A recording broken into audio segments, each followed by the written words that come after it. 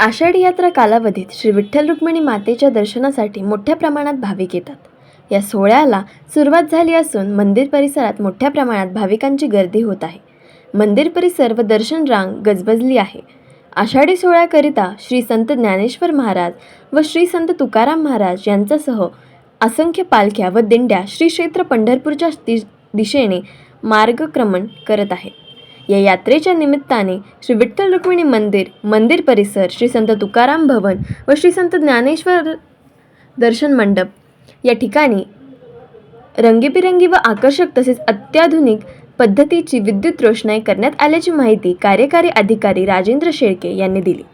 श्री विठ्ठल रुक्मिणी मातेच्या गाभाऱ्यावरील कळसास विशेष रोषणाई करण्यात आली असल्याने भाविक कळस दर्शनाबरोबर विद्युत रोषणाईचा आनंद घेत आहेत. रात्रीची ही दृश्य डोळ्यांची अक्षरशः पारणे फेडणारी आहेत. संपूर्ण परिसर प्रकाशमय झाला आहे. सदरची विद्युत रोषणाई श्री विठ्ठल रुक्मिणी मंदिर समिती व शिवदत्त डेकोरेटर्स पुणे यांच्या संयुक्त विद्यमानाने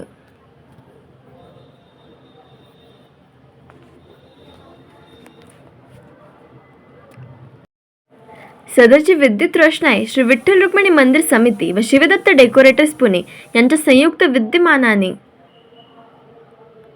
आठवड्याभराच्या अथक प्रयत्नानंतर करण्यात आली असून याची जबाबदारी विभाग प्रमुख शंकर मदने यांना देण्यात आली आहे.